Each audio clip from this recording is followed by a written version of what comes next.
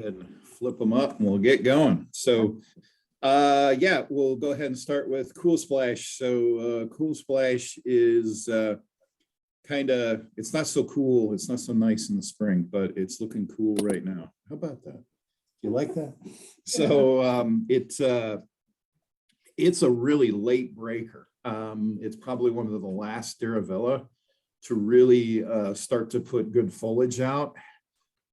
It always looks a little sticky through May, but you can see here it's starting to turn on. Kind of what's nice about that is it's a little later, so it gives you a lot more summer interest. Some of the Daravilla that pop early can get a little rougher looking as it gets hotter. This one here tends to do very well for the June, July months. So we got some availability there. We were able to put on 500. So I know there was a few people waiting for this one, but you can see here, we got a real nice plant right now. Literally a week ago, you could still see how sticky it was. But then all of a sudden, when it gets enough daylight, it pops and we're off and running. So there we go. I drained you a little quick fire. So this is the next crop. So this is the new crop that's coming online. You can see there, got a lot of new fresh foliage coming up. Cheryl was able to put about 1,200 of these on. We got a big group. We already split trim them, or they're working on split trimming them. So when these start to get a little too long, then we can move into the split trim ones and try to, extend our season all throughout the summer. But we got 1,200 that are this quality. I would expect any day now to start seeing the formation of a flower, because the quick fires are some of the first ones. But you can just see it way down in there. You can't really see it in the photo, but we'll start seeing flower formation over the next couple of weeks. Juniper, gray owl. So, the bluer colored junipers hopefully are still popular. I know some of the golds have slowed down a little bit, but gray owl here you can see has that real nice blue color. You can see here these are definitely a little bit larger, but still nice and full. They're not too overgrown. That really should make definitely a landscape wholesaler really happy to land these on the lot. And Cheryl's got 500. Blue Pacific, a little bit different animal. This is a spreader, hugs the ground. That's about as tall as it's ever going to get. And it's just going to keep spreading out. It'll fill a big area pretty quick. The one thing with Blue Pacific, just a little note, it does not like salt. So don't ever put a Blue Pacific in an area where you're going to get salt, either from a road or a parking lot or anything. So just a little landscape growing tip there. But, this has been around for quite a long time. It's a good staple out there, great for covering a large area quickly. Juniper Blue Star. Very compact grower. It's been around for quite a long time. This is in a 3-gallon. Do we have 2s also available, Sharon? Yes, so we also have 2s available. We've worked really hard to kind of beef up our numbers to make sure that we have these for this is really a big summer seller usually for us. So we wanted to make sure we had plenty of these for the summer season. This is a landscape staple. I think they'll be very happy with the sizing. Sometimes if people don't grow this right, the centers will hollow out and look a little rough. These here, the guys, got a trim on last year when they needed to make sure they stay compact and we're off and running. And this particular one here, we won't trim anymore this year. So this one is kind of a one-shot wonder. You trim it and then you grow on, and you can't trim it too late.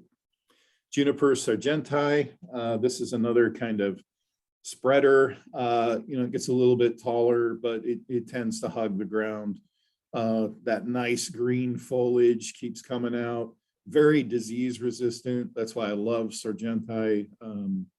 It resists tip blight very, very well. It's rare that it would get it. And another good utility plant, been around for a while. We got 250 of these. You can see the size there. They were trimmed earlier. You can see the trimmings on the ground, but you see where we've since flushed out of that. And so we got little tip growth and they're looking really good. All right, so next is kind of a new one for us. So we started really pushing hard a couple years ago to bring Picea aves back in. I'll give you a little bit of the history. We used to grow a lot of Picea aves, and then we used to throw a lot of them away. So we used to really fire up the chainsaw there, and then we took them out of the plan. Then tip blight started to get in the blue spruce. So a lot of the blue spruce are not tip blight, but needle cast. That's when the needles drop. You can see a lot of them around. You can see some of them that are 40, 50, 60 years old that are starting to do it. This is a disease it's a natural disease, but it tends to be spreading more and more and more, and really affecting just about any size. It never kills the plant, but it makes it ugly. Now, Picea aves is not blue, it's green, but it still gives you that same texture. Landscapers have really moved to it. I know Premier really sell a lot of these. This is their go-to spruce now. Ron brings in huge amounts of these. That's one of the reasons we wanted to bring it in, to help support Premier. So this is some of the first ones that are coming online in a 7-gallon. We also have them planted in the field. We're going to be doing other sizing. Obviously, that's going to take a little bit more time to do, but we should be able to keep rolling 7s on. So at least we'll have this 7-gallon size. I'm hoping that we can change this to a 36. We'll see how it goes. You know, we got to do a little bit of leader taping and stuff as it flushes, a little light nipping, and we'll see how these finish out. But we wanted to go ahead and get them on because they look so nice. And so kind of a new plant for us. It's an old plant, been around for a long time, but this is going to look real fresh. It's grown as a container from day one. It is not a field transplant or anything like that. So it is a true 7-gallon, and you're not going to get that stressing that could happen from field digging this or field potting this. So start pushing out there and see what happens. Picea tompa is kind of an odd one that we brought on. It is partially between let's call it a low mound, slightly pyramidal. So it's kind of in between everything. Kind of reminds you of Glauconica a little bit, but it's not really. Its needle is a little longer, but it's kind of a mounding kind of guy, slower grower, seems to be very tough. It's done very well in the nursery. It's very adaptable. We have it in a couple different areas planted out, and it seems to be very adaptable, which is good too. So this could be one that maybe goes somewhere. Right now, it's just kind of in the trial phases. A few other people have it. It's a plant that the West Coast was starting to produce. So interesting looking dude, and we'll test the waters and see what happens. It's not in a program. We just brought it on just to see what happens with it. We felt there was a need because there's a lot of problems with Ramonti and Montgomery, and there's a whole series of these moundy kind of spruce that are getting needle cast real bad. We haven't grown those for a long time because we knew that, but we knew there was also kind of a hole there. So we were hoping that this might fill that hole. All right, Spirea gold mounds. We'll keep showing you these. They look fantastic. You know, we've talked about these quite a bit. I'm not going to spend a lot of time, but you can see there, we're just starting to get into the flower. Foliage is real nice and clean, great color, great sizing. You know, let's push that quality. Ice Dragon, we talked about this one before.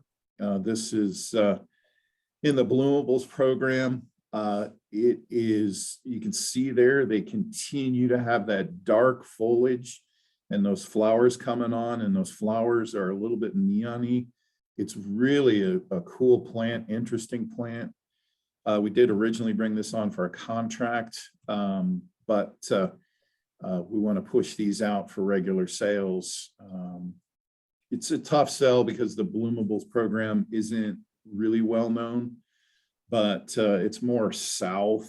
But this one here is really hardy. It has done very well up here. We didn't protect it this winter in the cans. We got it in the landscape. It's doing really well. And it's just very unique. It's got that dark foliage. So hopefully we can do something there. Viburnum Summer Magic. This is a Willoway introduction. So we do allow others to grow it. It's not exclusive, but this is a plant we worked on breeding a long time ago. Great standard prunifoliums can get a little rangy, a little ugly sometimes. That's why we selected and strained out and called this one Summer Magic. You can see there, we're not going to trim that anymore, do anything like that. We do a little tiny bit of dormant trimming and then just let it go. And it's got, a nice compact shape, very uniform, very tidy. Really like it. It has a white flower, which is done, and it will get some berries on it. Very stiff branching. It is a native, okay, 100% native. So that's a good selling point there as well. So, and these are 7 gallons, really good sizing, and Cheryl's got 250. White Gelias, so we're going to run through these pretty quick. We just want to show you the state. Maroon Swoon, that is a red flower against the green. You can see there that first round flower is still going. They'll hang in there, but now we got new growth pushing up, and then we'll get a little bit more of a rebloom. But that's the state there. Shining Sensation, we've had this one for a long time. This one you can put up against Wine and Rose. Has a little bit bigger leaf. And also it definitely seems to be a little bit tougher in northern environments. So Shining Sensation is a good one. This is also in the first edition. Originally we did this plant. It was an exclusive to us, and then we sold the rights to first edition on this one, and they're promoting it, so it's in their promotional packages. White Gelias Filled Wine, you all should be very familiar with this one, but scroll down a little bit. So I think we've showed these before, but this is in the granite pot. So you can see there that package is really, really nice. This is not going to be normally what we really want to do. This was a contract that didn't work out. So they are available, but you can see there how nice that granite pot. It's a 3-gallon size granite pot. And you can see there the foliage color and the contrast. So it's perfect for sitting on a patio or on the front porch or whatever there. Or you can take it and, it might give you a little more different opportunities. So somebody could buy it for that, or somebody could just buy it to plant it. It is basically the same price as our 3-gallon. So, it gives them more depth, more things they could do with it on the garden center or even the landscape lawn. Weigela Tuxedo. So this is a very dark foliage, and it gets a white flower. You can see there, it's just starting to get another round of flowers. So when those flowers pop open, it's very striking. And it is very showy. You can see it from far away just because of that contrast. So that one is Tuxedo. Again, another tough plant. Northern breeding in this one, so it does very well. I wanted to show you Quick Ship B&B. So we did set some special pricing to move this. So these are the Q codes, HQ codes, particularly because it's Huron and the Q is Quick Ship. So we got some spruce, we have some amelanchier, we have some cornus moss. We do have a few Nucatensis pendulus over there. And Cheryl, we set that price at what? 90. So the price is at, oh, there you go. It's at the bottom, price is at $90. So we slash those back. We really want to just get this stuff moved. You can see there, it's been spaced, watered, taken care of. Everything's good there. So it'd be great to get them on a truck and get them out of here. And then just go to the next slide. It's just a few more. You know, a couple more Amelanchiers here. So we do have a nice selection of Cornuscusis chinensis. So those are looking real good, different, couple different sizes there. So, you know, and they're blooming as well. So they're in their bloom period right now. So that kind of comes out kind of greenish and turns more white. That'll last a couple more weeks. So yeah, so that kind of gives you an idea of what we got. A few spruce as well and pines. So, but look at your quick ship. That's what's on there. Hey, you caught a dragonfly in your photo. I saw Cheryl. that. Yeah, Cheryl timed that so she could catch that dragonfly in her photo. So, all right. So that's what we got.